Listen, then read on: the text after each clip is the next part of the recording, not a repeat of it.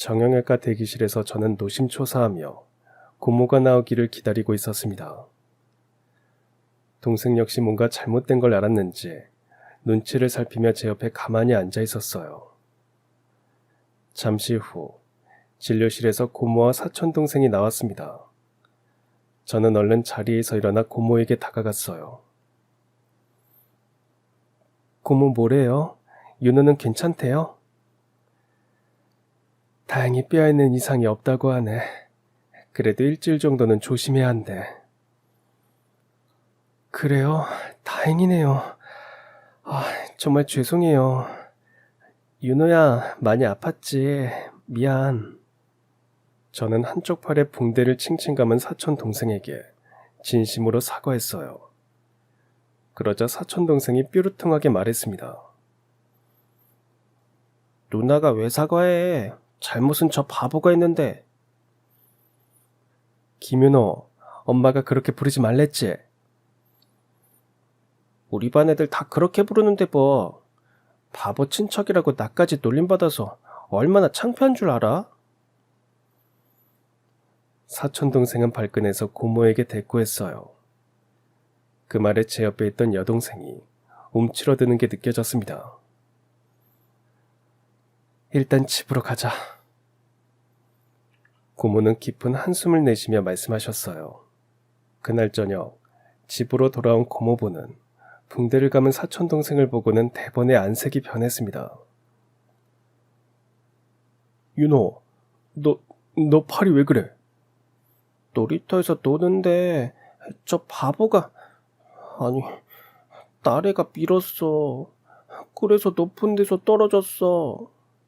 고모부가 오자마자 쪼르르 가서 일러바치듯 말하는 사촌동생이 얄미웠지만 꼭 참았습니다. 얹혀 사는 처지에 그런 걸 따질 군번이 아니었으니까요.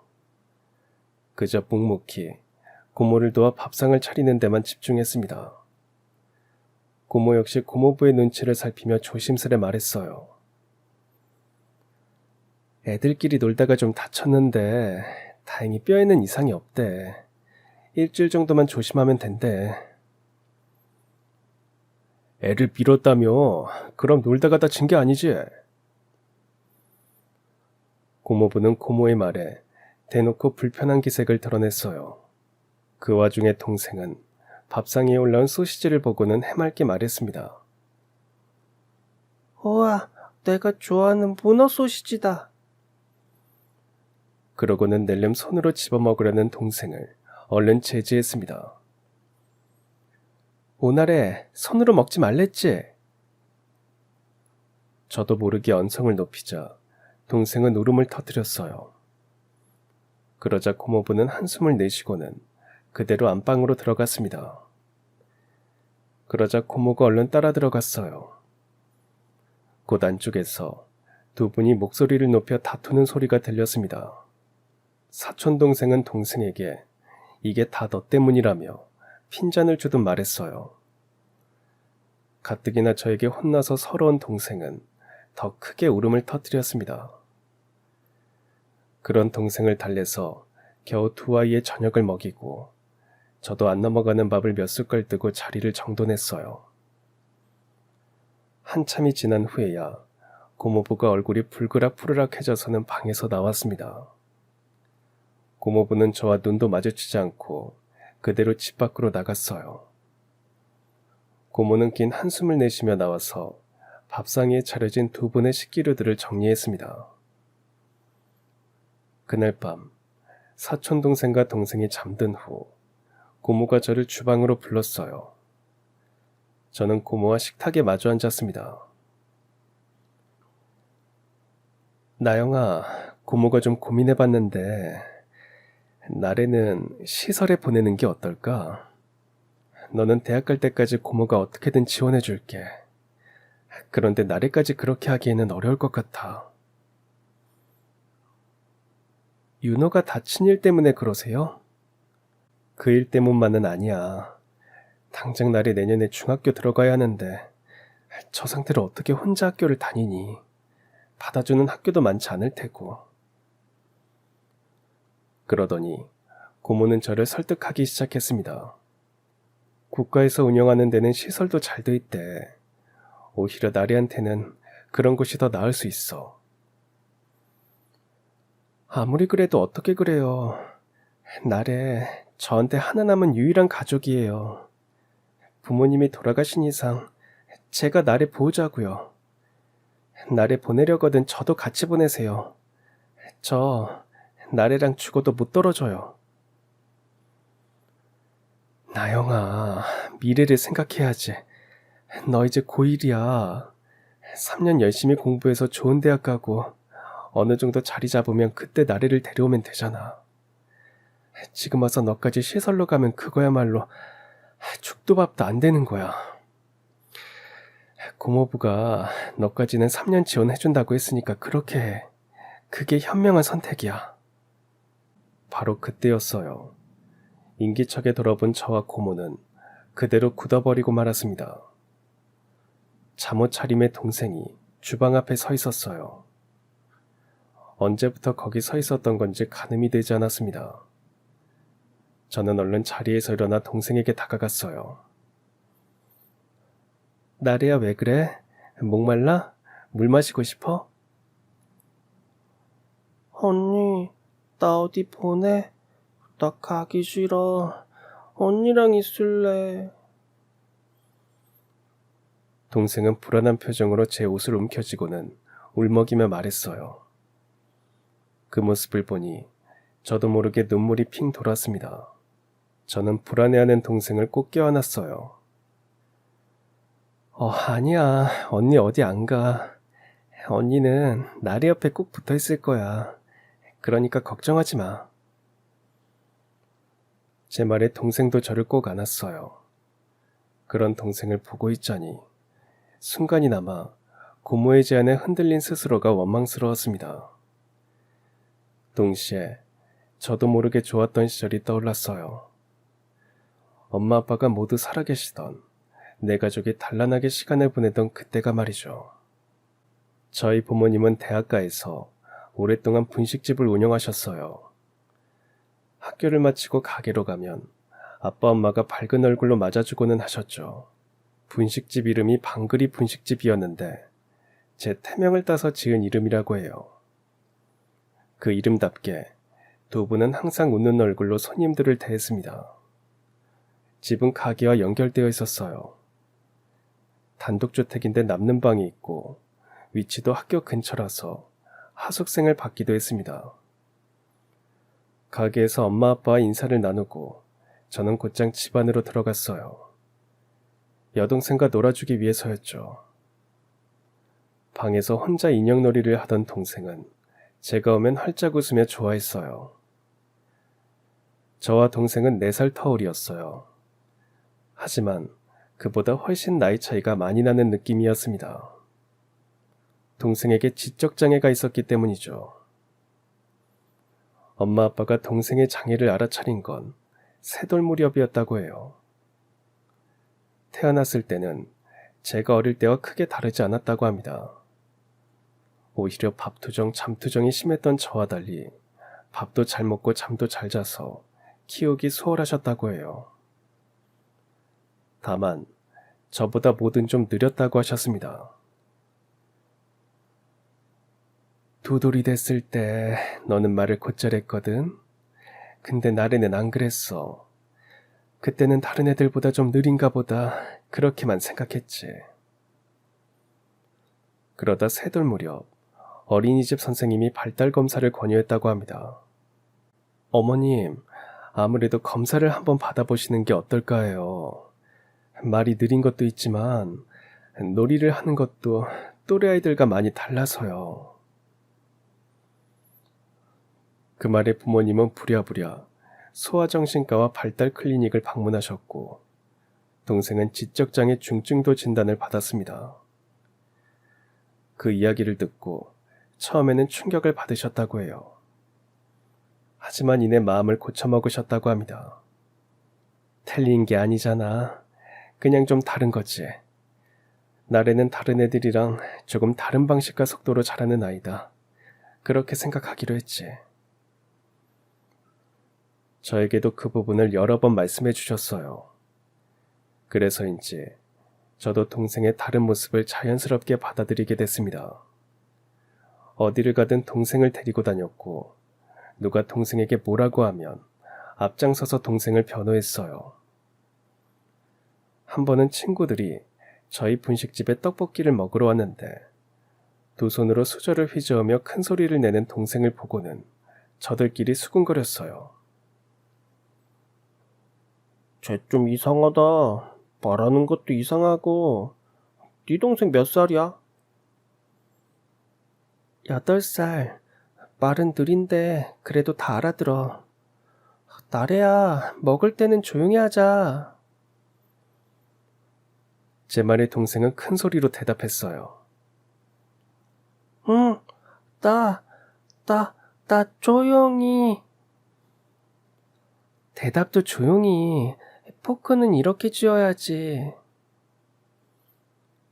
저는 동생의 손에 포크를 바로 쥐어줬어요. 제가 똑부러지게 대응하니 친구들도 더는 동생을 놀리지 못했어요. 엄마와 아빠는 동생과 제가 사이좋게 지내는 모습을 보면 밥을 안 먹어도 배부르다고 말씀하셨습니다. 그러면서 이런 말씀을 덧붙이셨어요. 나영아, 너 3살 때부터 맨날 동생 낳아달라고 졸랐던 거 기억나? 친구들은 동생이 있는데 나만 없다고? 나도 동생 갖고 싶다고 맨날 얘기했어. 그래서 그런지 나래를 처음 데려온 날 네가 얼마나 좋아했는지 몰라.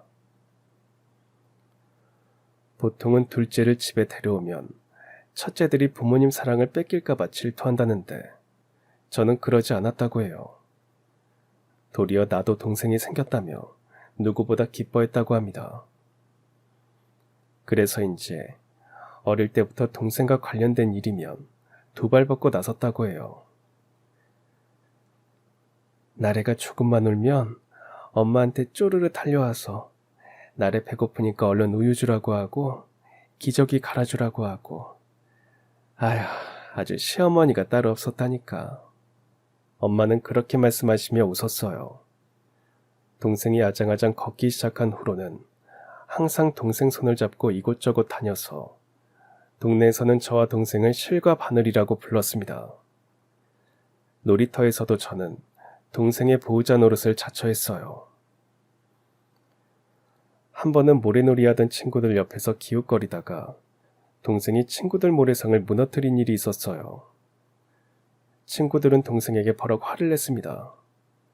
동생은 놀라서 울음을 터뜨렸고 저는 얼른 그 자리로 달려갔습니다. 바보야, 이걸 무너뜨리면 어떡해. 누가 바보래. 너 지금 네가 한 말이 얼마나 나쁜지 알아? 제가 먼저 망가뜨렸잖아. 너는 실수 안 해? 너도 실수하면 바보야? 무너진 건 다시 쌓으면 돼. 근데 나쁜 말을 한 번 하면 주워 담을 수 없다고 선생님이 그랬어. 제 말에 그 친구는 아무 말도 못했습니다. 저는 얼른 동생의 눈물을 닦아줬어요. 나래야, 누가 바보라고 하면 울지 말고 나 바보 아니라고 똑바로 얘기해야 돼. 알았지? 제가 당부하면 동생은 고개를 끄덕였습니다. 동생을 놀렸다 하면 제가 곧바로 뛰쳐나가니 동네 애들은 동생을 건드리지 않았어요. 엄마 아빠도 제가 늘 동생을 데리고 다니니 안심하고 장사를 하실 수 있었죠. 분식집의 손님들은 주로 인근의 대학생들이었어요. 그래서인지 두 분은 매해 번 돈의 일부를 근처 대학에 기부하셨습니다. 큰 액수는 아니었지만 두 분이 알뜰살뜰 모은 돈이라 의미가 컸어요. 간혹 형편이 어려운 학생에게는 주변보다 저렴한 시세에 하숙방을 내주기도 하셨습니다. 그런 부모님 밑에서 저와 동생 역시 하루하루 행복하게 지냈어요. 형편은 여유롭지 않았지만 집안에 웃음이 끊이지 않았습니다. 그런 저희 집에 뜻밖의 불행이 닥친 건 제가 중학교 2학년 때였습니다. 외가 쪽 친척분이 돌아가셨다는 얘기에 부모님은 장사를 마치고 늦은 밤 지방으로 내려가셨습니다. 아침 일찍 돌아오시겠다며 문단속 잘하라고 신신당부하고 가셨죠.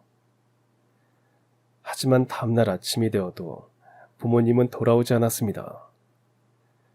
무언가 불길한 예감이 들었어요. 그리고 바로 그 순간 고모에게 전화가 걸려왔습니다. 나영아, 엄마 아빠가 간밤에 큰 사고를 당했어. 고모가 지금 자리를 비울 수가 없어서 그러는데 나래랑 택시 타고 병원으로 올 수 있겠니?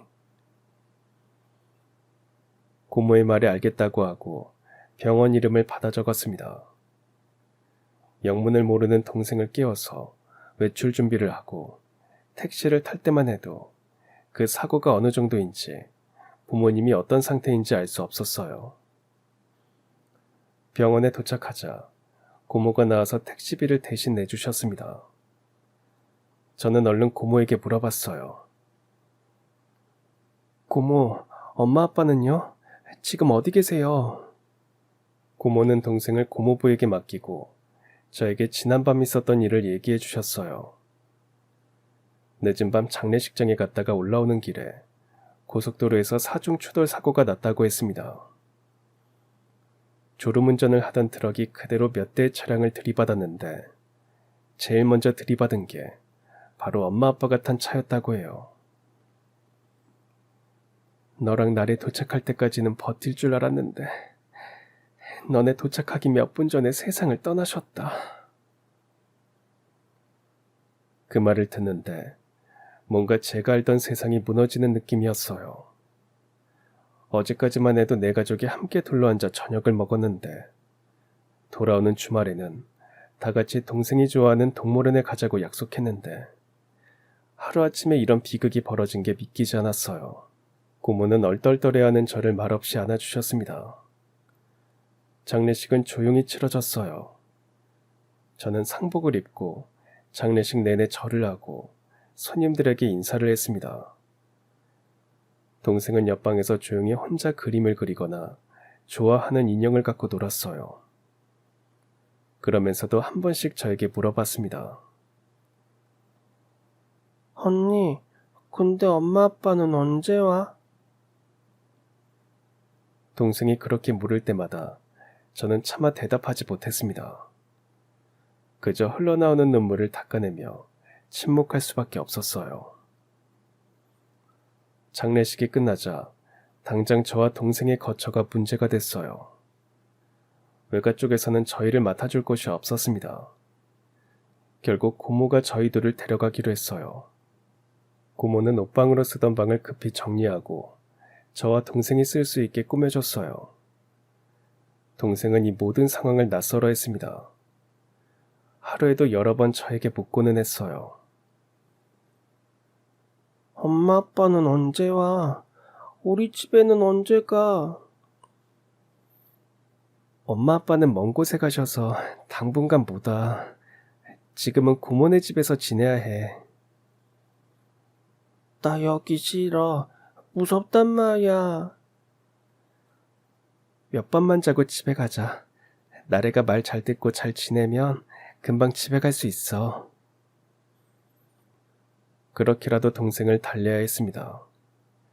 부모님이 돌아가셨고 영영 집으로 돌아가지 못한다는 얘기는 차마 할 수 없었어요. 남의 집에 얹혀 사는 일은 여간 눈치 보이는 일이 아니었습니다. 고모는 그래도 저와 동생을 많이 챙겨주시려고 했지만 고모부는 노골적으로 불편한 티를 내고는 하셨어요. 특히 장애가 있는 동생을 못마땅해 했습니다. 고모네 집에 들어가고 며칠은 저녁 시간마다 살얼음판을 걷는 것 같았어요. 저는 눈치 빠르게 고모가 밥상 차리는 걸 돕고 설거지도 도맡아 했습니다. 고모의 일을 어떻게든 덜어주려고 했어요. 하지만 동생이 한두 번 소란을 피울 때마다 고모부는 대놓고 한숨을 내쉬었습니다. 한 번은 동생이 국에 밥을 말다가 실수로 국그릇을 쏟은 일이 있었어요. 그러자 고모부는 숟가락을 탁소리 나게 내려놓으며 인상을 찌푸리셨습니다. 저는 얼른 자리에서 일어나 동생이 흘린 것들을 치웠어요. 그저 국에 밥을 말아 먹으려던 것뿐인데 원찮게 소란을 피운 동생은 풀이 죽어서 작게 고개를 끄덕였습니다. 고모도 고모부의 눈치를 보면서 조심하라고 한마디 했습니다. 그 사이 고모부가 들으라는 듯 얘기했어요. 아휴, 밥 한 끼 먹는 게 이렇게 시끄러워서요, 원. 그 말에 결국 저는 동생을 자리에서 일으켰습니다. 고모, 날의 밥은 제가 방에서 따로 챙길게요. 식사들 마저 하세요. 그러자 고모는 뭐라고 말을 하려다가 입을 다물었습니다. 고모부는 그제야 다시 숟가락을 드셨어요. 그 후로 저와 동생은 작은 방에서 따로 밥을 먹게 됐습니다. 저는 차라리 그 편이 편했어요. 고모부와 함께 밥을 먹으면 눈치를 보느라 얹힐 때가 많았거든요. 저는 집안일을 돕는 틈틈이 사촌동생의 공부도 봐줬습니다. 어떻게든 밥값을 해야겠다는 압박감 때문이었죠. 다행히 고모부도 그런 제 노력을 높이 평가했습니다. 윤호가 나래한테 수학을 배운 후로는 성적이 많이 올랐더라. 고마워. 아니에요. 윤호가 잘 따라와줘서 그렇죠. 용돈 필요하면 말해. 고모부가 챙겨줄게. 하지만 그 과정에서 스트레스를 받을 때가 많았어요. 사촌동생이 걸핏하면 제 동생을 무시했거든요. 하루는 마주 앉아 사촌동생의 숙제를 봐주고 있는데 옆에서 동생이 그림책을 뒤적이며 노래를 흥얼거리고 있었어요. 그러자 사촌동생이 화를 버럭 냈습니다. 아, 진짜. 야, 시끄럽잖아. 나가서 읽어. 그래, 나래야. 작은 방에 가서 읽고 있어.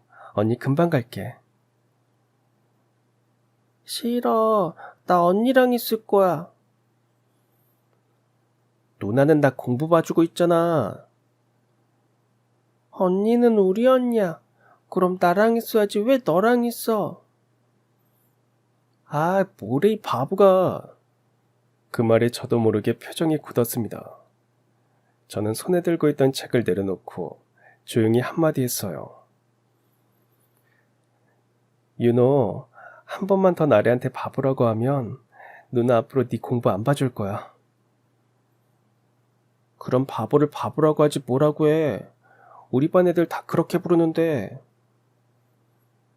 그럼 네가 아니라고 말해줘야지. 우린 가족이잖아.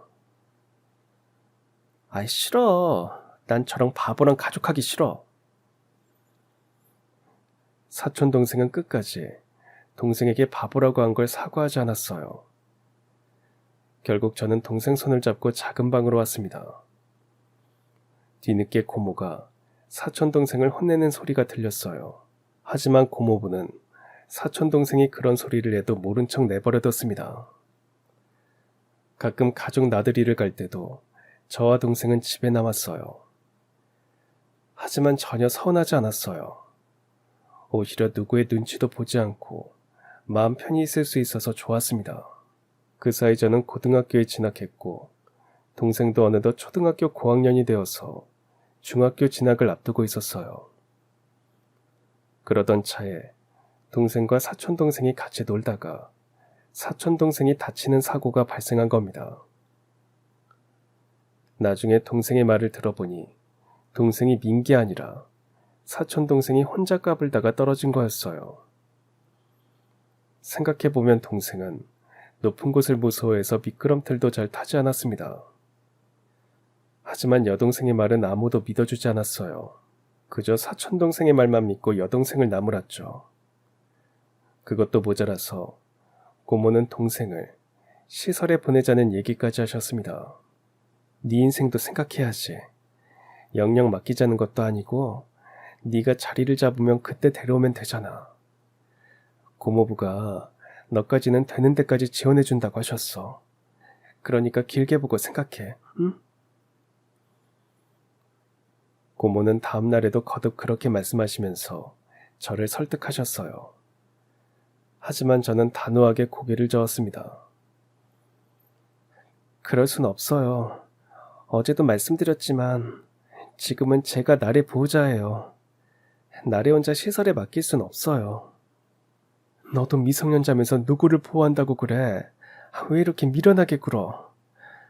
그럼 나래랑 같이 시설에라도 들어가겠다는 거야?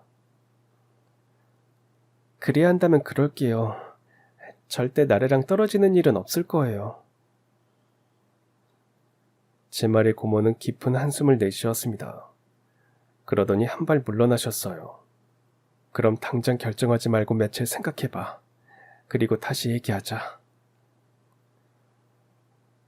하지만 길게 고민할 수는 없었습니다. 그때부터 고모부가 더욱 노골적으로 동생에게 반감을 드러냈기 때문이죠. 윤호랑 되도록 같이 두지 마. 윤호 또 다치면 어쩌려고 그래? 그날은 사고였다고 했잖아. 애들끼리 그럴 수도 있지. 그러다 큰 사고 나면, 그때는 어떻게 할 건데? 그러다 보면 집안 분위기가 점점 험악해졌어요. 동생은 눈치를 보느라 방 안에 틀어박혀 있었습니다. 동생을 위해서도 고모를 위해서도 결단을 내려야 했어요. 저는 결국 고모에게 동생과 함께 집을 나가겠다고 말씀드렸습니다. 나래만 시설에 보낼 수는 없어요. 그럼 같이 시설에 들어가겠다는 거니? 아니요, 전 일할 거예요. 그래서 나래 제가 먹여 살릴 거예요. 학교는 자퇴할 거고요. 나래 시설 들어가면 천덕꾸러기 될 거 뻔한데 또 새로운 환경에서 눈치 보며 살게 하고 싶지 않아요. 그냥 학교 그만두고 돈 벌래요.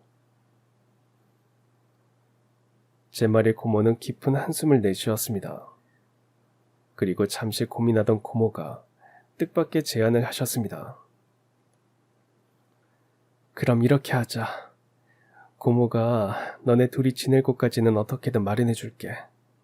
그런데 그 이상은 어려워. 앞으로는 네가 진짜 나래의 보호자가 돼야 해.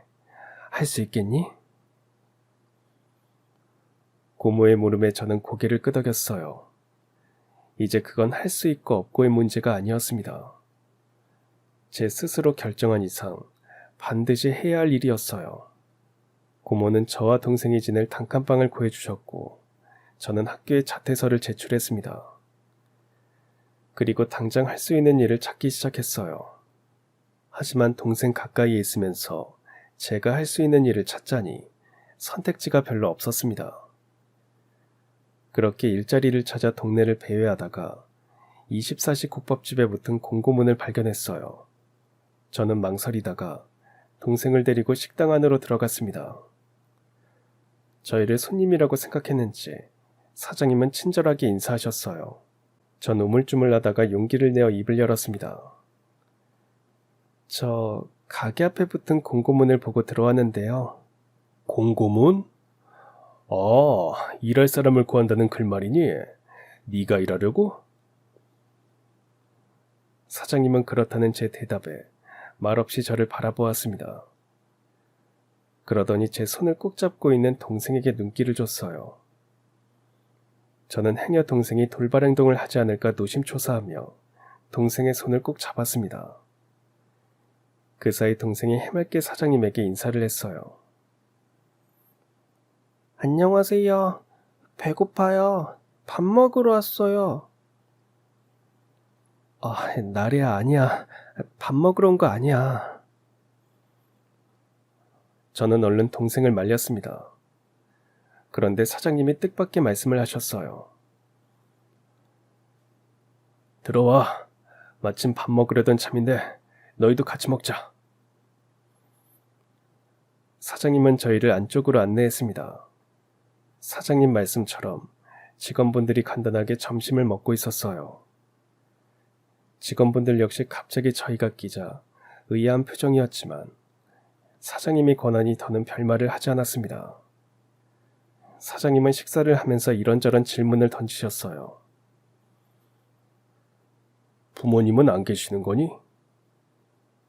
네, 두 분 다 사고로 돌아가셨어요. 그럼 너 일하는 동안 동생은 어쩌려고? 집이 여기랑 가까워서요. 집에 두고 자주 들여다보면 될 것 같은데 혹시 어려울까요? 아무래도 고용주 입장에서는 직원이 자꾸 들락날락하면 안 좋을 수도 있겠다 싶어서 조심스레 여쭤보니 역시나 사장님이 곤란한 표정을 지으셨습니다. 그러더니 정말 상상도 못한 제안을 하셨어요. 가게 안쪽에 작은 쪽방이 있어. 직원들 쉬라고 만들어 놓은 공간인데 지금은 거의 안 쓰거든. 너 일하는 동안 동생은 거기 있으라고 할래? 그럼 너도 훨씬 마음 놓고 일할 수 있을 거 아니야. 정말요? 감사합니다. 사장님은 당장 내일부터 나와도 좋다고 말씀하셨어요.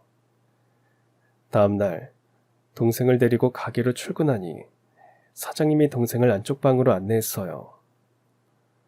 방에는 동화책과 이런저런 장난감이 마련되어 있었습니다.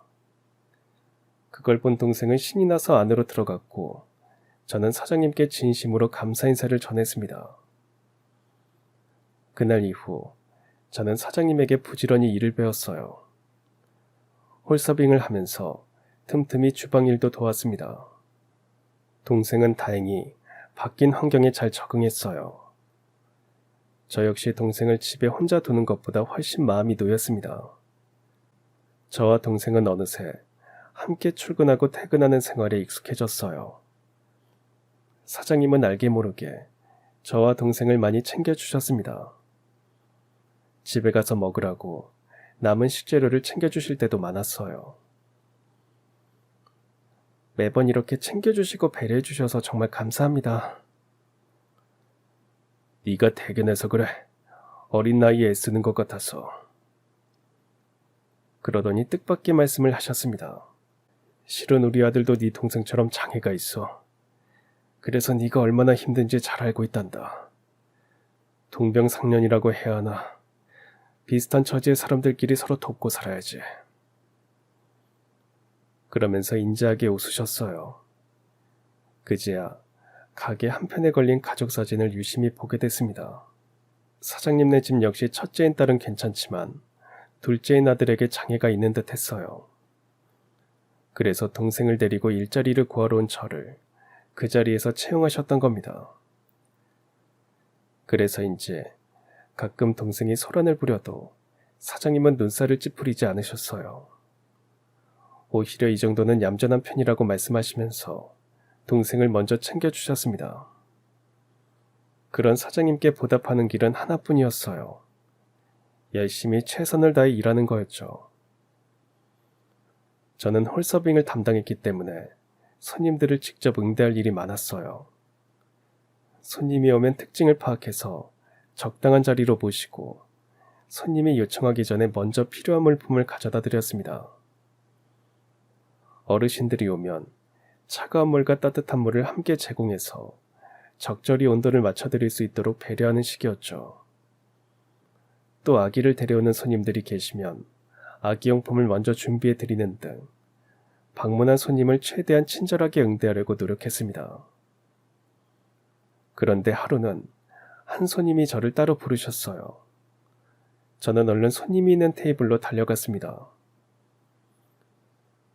네, 손님, 뭐 필요한 거 있으실까요?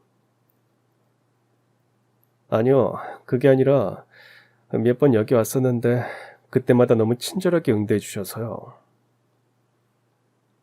그러더니 손님은 저에게 명함 한 장을 내밀었습니다.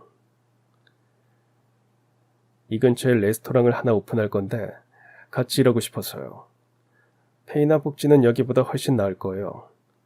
원하는 페이가 있다면 맞춰줄 의향도 있고요. 저는 얼떨떨한 표정으로 명함을 받아들었습니다. 집에 와서 찾아보니 최근 인기를 끌고 있는 외국계 프랜차이즈 레스토랑이었어요. 페이나 복지가 워낙 좋아서 아르바이트 자리도 치열하다는 후기가 많았습니다. 하지만 그동안 저를 배려해준 사장님을 배신하는 마음이 들어서 선뜻 결정할 수 없었어요. 그렇게 몇 날 며칠 고심하고 있자니 사장님이 먼저 무슨 일이 있냐고 물어보셨습니다. 저는 고민하다가 며칠 전 있었던 일을 솔직하게 말씀드렸어요. 그럼 가야지. 나야 나영이 네가 여기서 천년만년 일했으면 싶지. 네가 워낙 야무지고 일을 똑부러지게 잘하니까. 근데 그건 내 욕심이고 이럴 때는 찾아온 기회를 손에 잡는 게 맞아. 거기 가서도 자주 놀러와. 국밥도 자주 먹으러 오고. 알았지? 사장님은 제 미래를 위해 스카웃 받은 곳으로 가라고 말씀해 주셨어요. 사장님께서 저를 생각해서 그렇게 말씀해 주시니 마음이 좀 가벼워졌죠. 저는 명함을 받은 분께 연락을 드렸고 출퇴근 날짜와 페이 등을 조율했어요. 근로 조건을 들으니 왜 모두가 가고 싶어 하는지 이해할 수 있었어요. 마침 동생도 어느 정도 자라서 전처럼 손이 많이 가지 않았습니다. 식사 시간만 잘 챙겨주면 집에서 혼자 놀기에도 큰 무리가 없었어요. 저는 그동안 부지런히 모은 돈으로 새로 일하게 될 레스토랑 근처에 작은 오피스텔 하나를 얻었어요. 나래야, 앞으로는 여기서 살 거야. 근데 언니가 일하러 갔을 때는 나래 혼자 있어야 해. 할 수 있지? 응, 할 수 있어. 나래도 이제 다 컸잖아. 그렇게 말하는 동생을 보니 정말 그 사이 동생도 많이 자랐구나 싶어서 대견했어요. 혹시 몰라서 점장님에게 제 상황을 말씀드리니 흔쾌히 이해해 주시고 브레이크 타임 때는 집에 다녀와도 된다고 말씀해 주셨습니다. 새로 일하게 된 레스토랑에서는 전보다 더 즐겁게 일할 수 있었어요. 국밥집은 일하는 분들이 나이가 많으셔서 친하게 지내기 어려웠습니다. 반면 새로 일하게 된 곳은 대부분의 아르바이트생들이 제 또래라서 호흡을 맞춰 일할 수 있었어요. 저는 그곳에서도 손님들에게 친절하게 응대하려고 노력했습니다. 덕분에 친절한 이달의 직원에도 여러 번 뽑히고 3년 만에 매니저 자리에까지 오를 수 있었습니다. 매니저가 된 첫 해에 점장님이 본사 이벤트 초대권을 전달해 주셨어요. 패밀리데이라는 행사였는데 직원들이 자신의 가족을 데리고 본사에 방문하여 이런저런 이벤트를 즐길 수 있는 행사였습니다. 나영씨 동생이 있다고 했지? 한번 데리고 같이 가봐. 엄청 좋아할걸? 점장님 말대로 후기를 찾아보니 어린 자녀들을 위한 이벤트가 많아서 아이들이 아주 좋아한다고 했어요. 마침 그날은 동생의 생일이기도 했습니다. 안 그래도 올해에는 동생 생일을 맞이해서 어딜 다녀올까 고민하던 차에 잘 됐다 싶었어요. 나래야, 우리 나래 생일 때 언니랑 재밌는 곳에 놀러 갈까? 대신 거기 가면 언니 손 꼭 잡고 얌전히 있어야 돼. 알았지? 동생에게 알았다는 확답을 받고 며칠 뒤 패밀리데이를 즐기기 위해 본사로 향했습니다. 본사 건물에 들어서자마자 저와 동생의 눈은 휘둥그레졌어요. 본사는 로비부터 온갖 풍선과 장식물로 알록달록하게 장식되어 있었어요. 곳곳에 핑거푸드와 음료도 마련되어 있었습니다. 다양한 이벤트 구역을 구경하는 것만으로도 한참이 걸렸어요. 모처럼 바깥 외출을 해서인지 동생도 내내 신이 나 있었습니다. 언니, 나 오렌지 주스 먹고 싶어. 알았어. 언니가 갖고 올 테니까 여기 얌전히 앉아있어. 한참을 여기저기 돌아다닌 후 잠시 쉬어갈 요량으로 한편에 마련된 의자에 동생을 앉혔습니다. 그리고 음료 코너에서 주스를 2잔 받아서 자리로 돌아왔어요. 그런데 얌전히 앉아있어야 할 동생이 보이지 않았습니다. 저는 다급한 마음에 주변을 둘러보며 동생의 이름을 불렀어요. 바로 그때였습니다. 어딘가에서 누군가와 실랑이를 벌이는 동생의 목소리가 들려왔어요. 저는 다급하게 소리가 난 곳으로 발걸음을 옮겼습니다. 선물 상자가 트리처럼 쌓인 곳에서 동생이 선물을 가져가겠다며 떼를 쓰고 있었어요. 저는 얼른 가서 동생을 제지했습니다. 나래야, 뭐 하는 거야? 오늘 나래 생일이잖아. 이거 내 선물 맞잖아.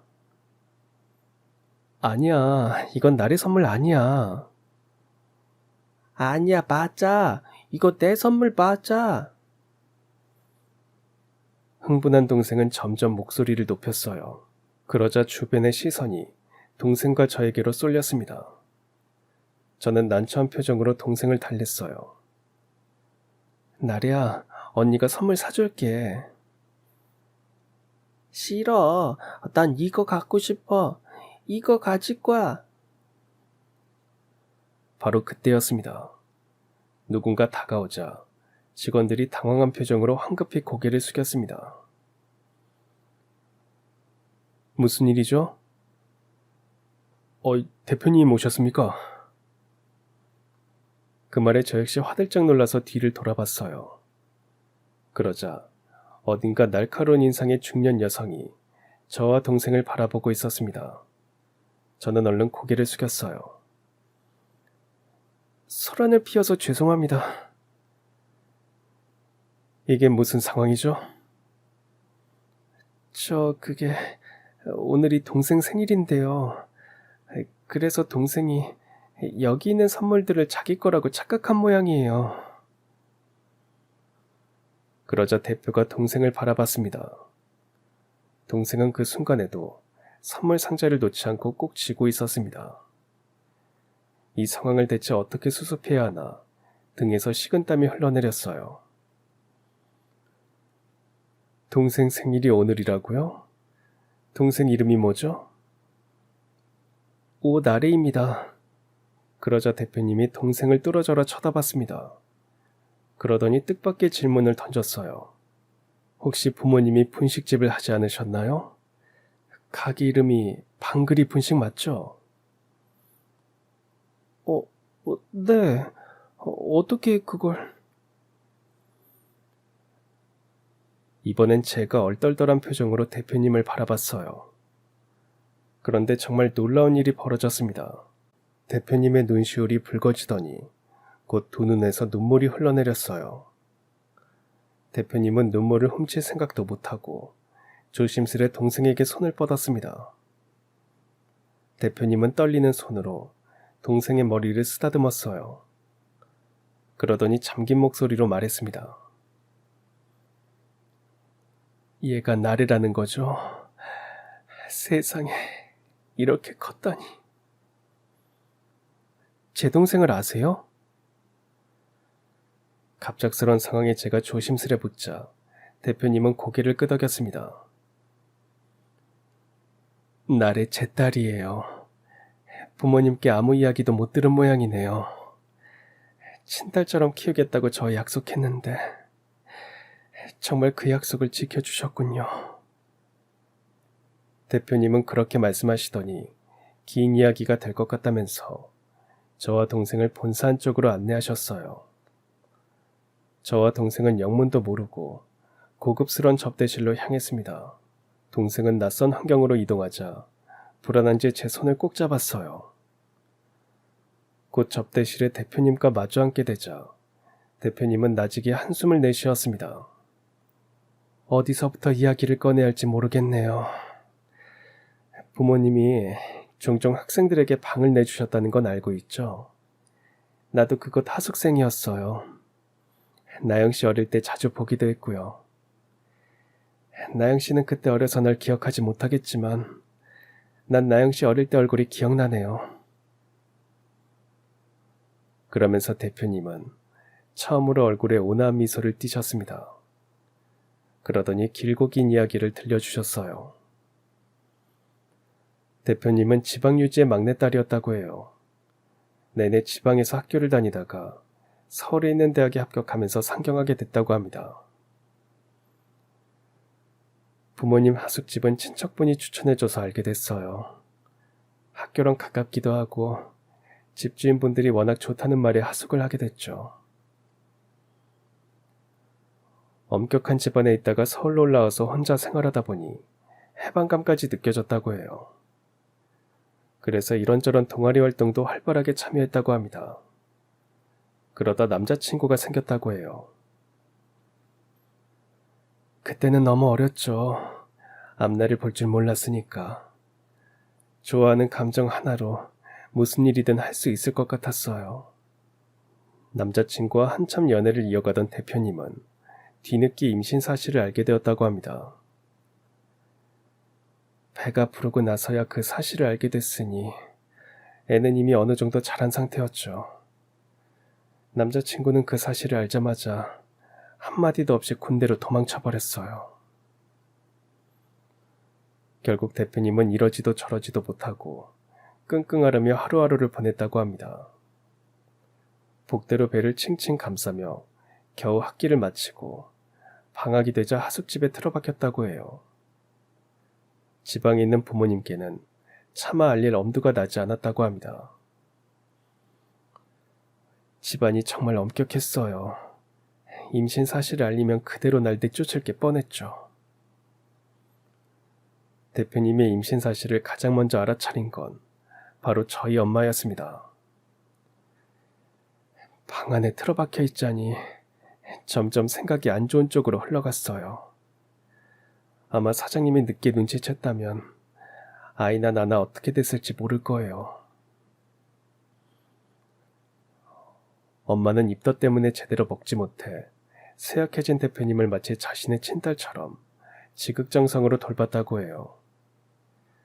이미 산달이 가까워진 터라 아이를 낳을 수밖에 없는 상황에서 대표님을 데리고 병원에 간 것도 바로 저희 엄마였다고 해요.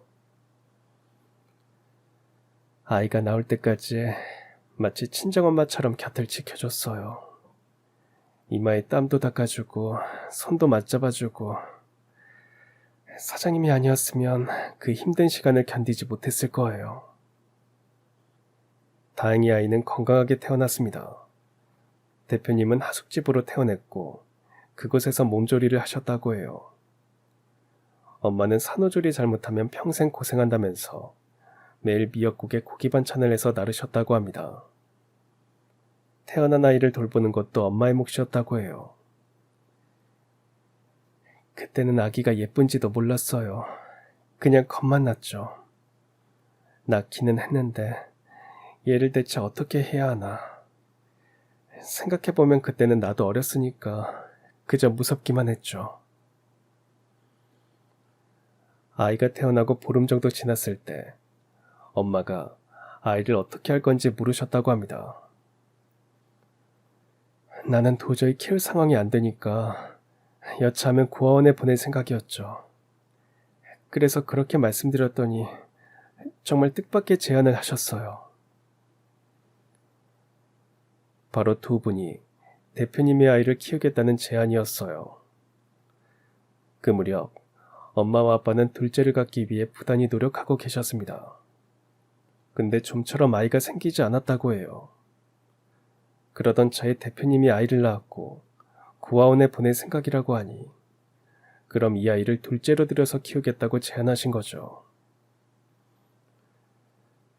아이를 고아원에 보내겠다고 다짐한 후에도 좀처럼 행동에 옮길 수가 없었어요.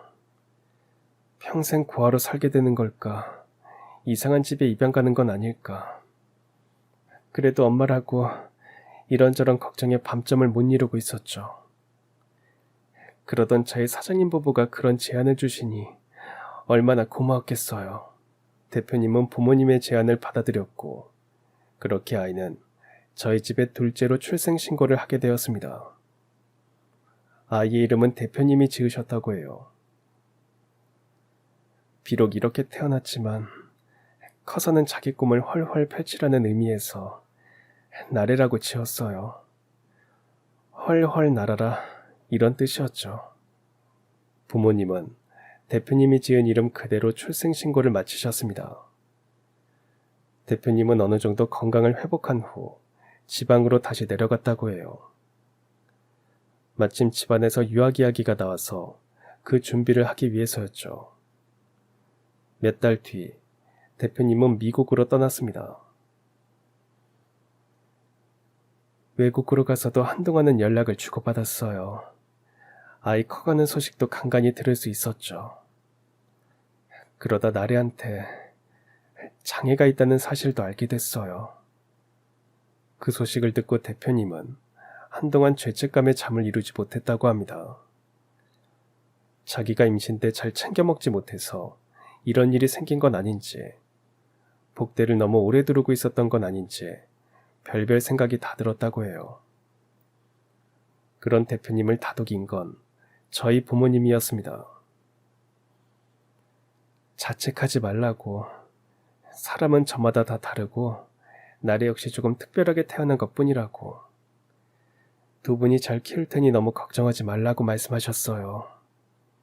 그 한마디 한마디가 당시에는 너무 든든하고 힘이 됐어요.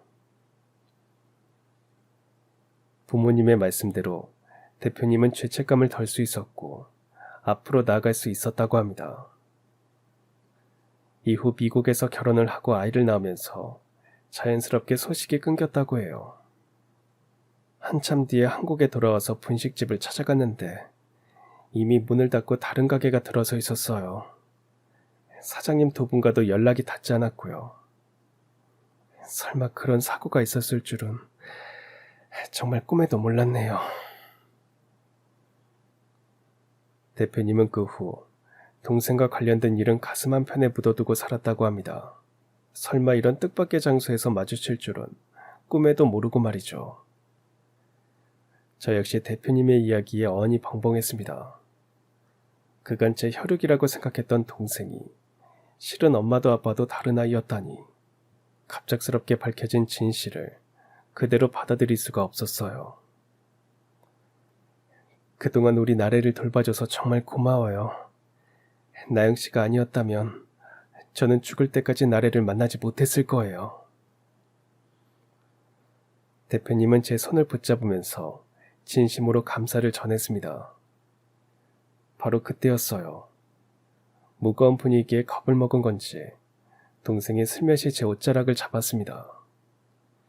그 모습을 보고 저도 모르게 동생의 손을 꼭 잡아줬어요. 괜찮아 나래야, 언니가 있잖아. 그 순간 깨달았습니다. 엄마 아빠가 다르던 피가 섞이지 않았든 나래는 여전히 제 동생이었어요. 대표님 역시 저희 둘을 보면서 작게 미소를 지으셨습니다. 우리 나래에게는 나영씨가 가장 소중한 존재네요. 저한테도 나래가 제일 소중한 존재예요. 나래가 없었다면 저 역시 힘든 시간을 버티지 못했을 거예요. 동생을 지키겠다는 일념으로 버텨왔기에 저 역시 그렇게 말할 수 있었습니다. 대표님은 제 말에 고개를 끄덕였어요. 저와 동생의 끈끈한 사이를 이해한 대표님은 나래를 곧바로 데려가지 않았습니다. 대신 저희 둘이 함께 지낼 수 있는 집을 마련해 주셨어요. 그리고 자주 왕래하면서 동생과 천천히 가까워지는 시간을 가졌습니다. 더불어 저에게는 프랜차이즈 가맹점 하나를 내주셨어요. 저와 저희 부모님이 없었다면 자신이나 딸이나 이렇게 살지 못했을 거라면서 이렇게나마 은혜를 갚고 싶다고 말씀하시면서 말이죠. 그렇게 저는 하루아침에 일개 직원에서 사장이 되었습니다. 이 모든 게 제가 20대 때 겪은 일입니다. 참 다사다난한 시기였죠. 지금은 어느덧 40대 중반이 되어서 두 아이의 엄마로 여러 가게를 책임지고 운영하는 지역 파트장으로 바쁘게 살고 있습니다. 동생은 대표님과 함께 미국에서 살고 있어요. 대표님의 다른 자식들은 모두 장성하고 출가한 터라 대표님 내외와 동생 셋이서 오붓하게 살고 있죠. 며칠 전엔 동생이 생일을 맞아서 대표님과 함께 한국에 잠깐 방문했습니다. 오랜만에 자매가 회화하여 긴 이야기를 나눴죠. 그러다 보니 자연스럽게 20년 전 이야기도 나왔습니다. 오늘 아침 동생과 대표님을 공항에서 배웅하고 나니 그날의 일이 떠올라서 이렇게 시간을 내어 사연을 적어봅니다. 제 사연을 듣고 잠시나마 따스한 기분을 느끼셨으면 좋겠네요. 제가 이곳 사연을 들으면서 그랬듯이 말입니다. 긴 사연 들어주셔서 감사합니다. 그럼 지금까지 사연 들어주셔서 감사합니다. 사연이 재밌으셨다면 구독과 좋아요 부탁드려요. 감사합니다. 안녕히 계세요.